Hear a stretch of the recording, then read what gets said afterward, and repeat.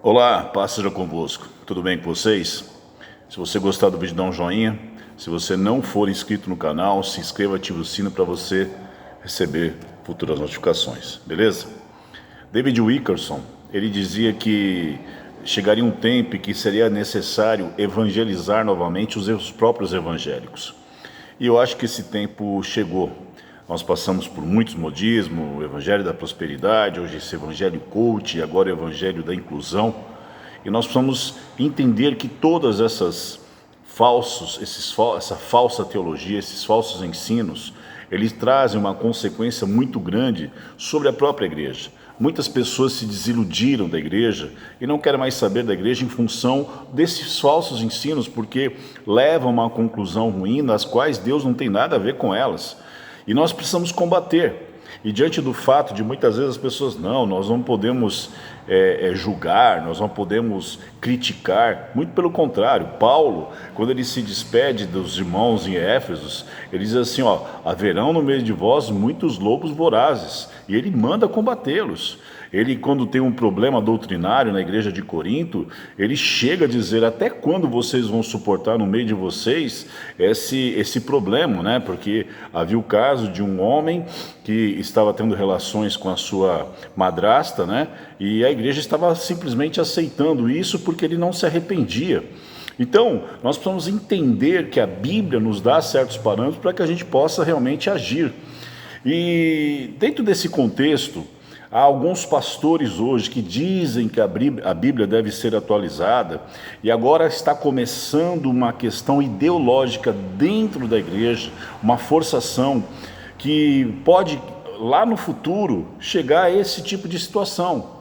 A ponto que em muitos lugares, através de ministérios públicos, juízes, enfim, chegam a dizer que há certos ensinos bíblicos que não são mais adequados para a sociedade moderna e que certos ensinos não podem ser propagados em público, somente no espaço religioso. Mas a grande questão é quando alguém que é da própria igreja diz o contrário.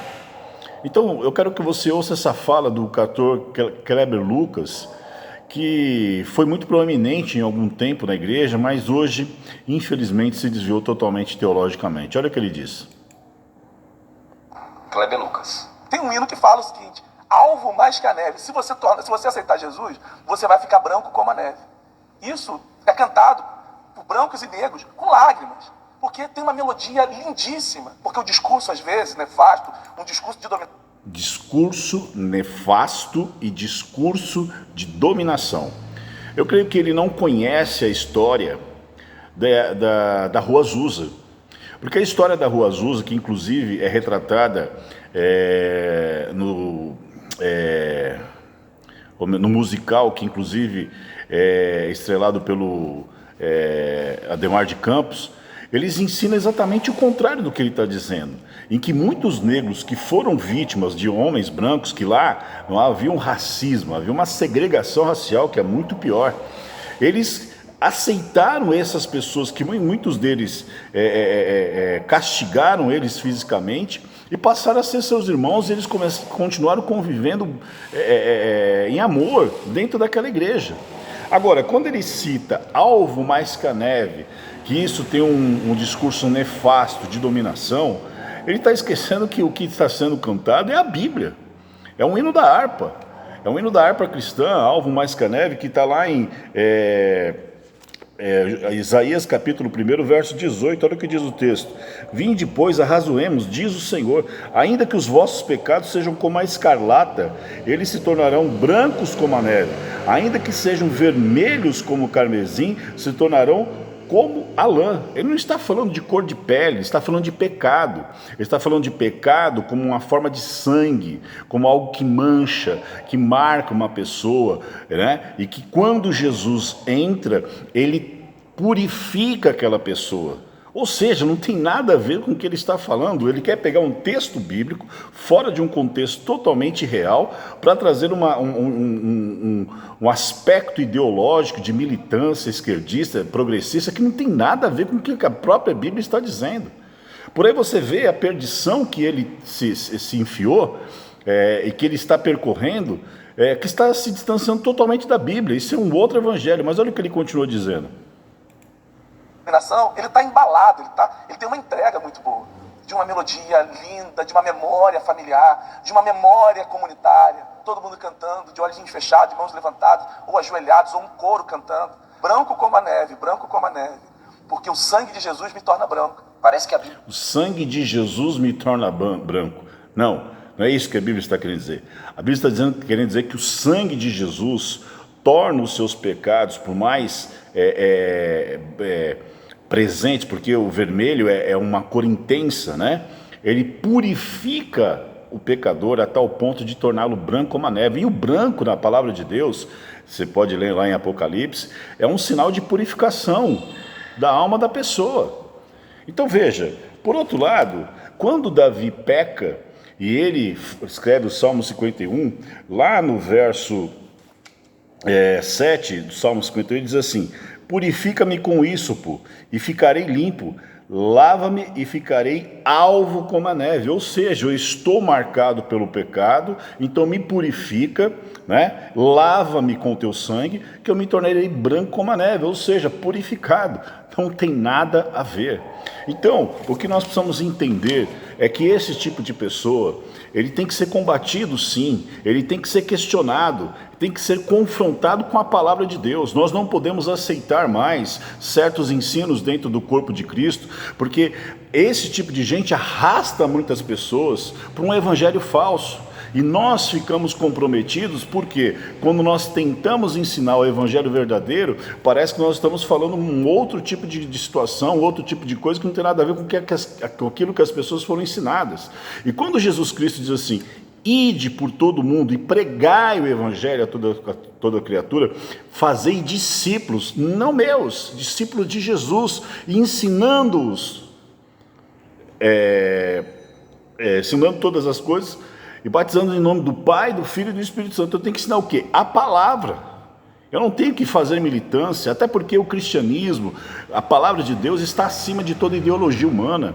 Então o camarada, ele quer agora levantar uma pauta racista, contra o racismo dentro da própria igreja, sendo que eu não conheço um outro espaço onde o negro ele tem tanto espaço. E eu posso falar abertamente: mas você é branco, mas eu sou filho de uma mulher negra.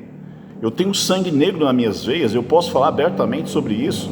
Então, qual que é o contexto que ele quer trazer? Então, para lacar e para pagar pedágio ideológico, porque ele está dando entrevista para o Caetano Veloso na mídia ninja, ele tenta usar de uma situação, de algo que é tremendo na palavra de Deus, dentro do corpo de Cristo, para fazer uma lacração e pagar um pedágio ideológico e levantar uma bandeira de racismo dentro da igreja, ou seja, trazendo divisão. E a palavra de Deus diz: ai daquele por meio do qual venha o escândalo. Então nós precisamos começar a perceber que a igreja está começando, se nós não tomarmos cuidado e formos firmes no ensino, na teologia correta da palavra de Deus, vai começar a haver uma divisão dentro do próprio corpo de Cristo, em que muitos serão taxados como extremistas, como fundamentalistas, coisas do tipo, mas não é verdade. Nós estamos apenas ensinando o que a palavra de Deus diz, e com isso tentar se fazer uma reforma,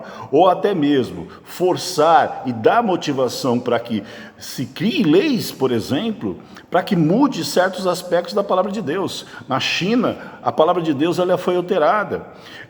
Eu fiz um vídeo esses dias dizendo que a bancada evangélica soltou uma lei, tentou aprovar uma lei para que não se mudasse nenhum ponto da Bíblia. Por quê? Porque muito provavelmente deve haver algum tipo de discussão dos bastidores. E isso será forçado sobre nós. E eu sempre digo e sempre reforço: tudo que aconteceu politicamente e tudo que vem acontecendo, eu me lembro sempre do filme Deus Não Está Morto, que no final do filme o pastor ele é intimado para que possa entregar o seu sermão de domingo ao Ministério Público. Ele disse que não iria entregar, e ele diz assim: agora eles nos perseguirão pelas leis. E quando vem alguém dentro da própria igreja dando margem para esse tipo de coisa, é por isso que alguns, como ele, como Leonardo Gonçalves, Ed Renekiewicz, Ricardo Gondi, enfim, outros, dizem que a Bíblia tem que ser atualizada. Eu vi, inclusive, o Ed Renekiewicz dizendo abertamente na Jovem Pan que ele reafirma que a Bíblia tem que ser atualizada. Para quê? Para poder simplesmente enquadrar certas coisas que a Bíblia diz que é pecado, não sou eu. É o próprio Deus que está dizendo. E eu não tenho que... E a Bíblia diz, ai daquele que tirar um tio do ensino. Então, uma coisa eu quero dizer para você. Escola bíblica, ensino da palavra, discipulado, é algo que tem que estar presente na igreja. E nós não podemos abrir mão dessas coisas. Porque só assim nós vamos ter um povo forte, um povo dentro do contexto bíblico, dentro do ensino da palavra, para que possa responder teologicamente e se proteger desses falsos ensinos e esse falso evangelho. Pense nisso. Deus abençoe você.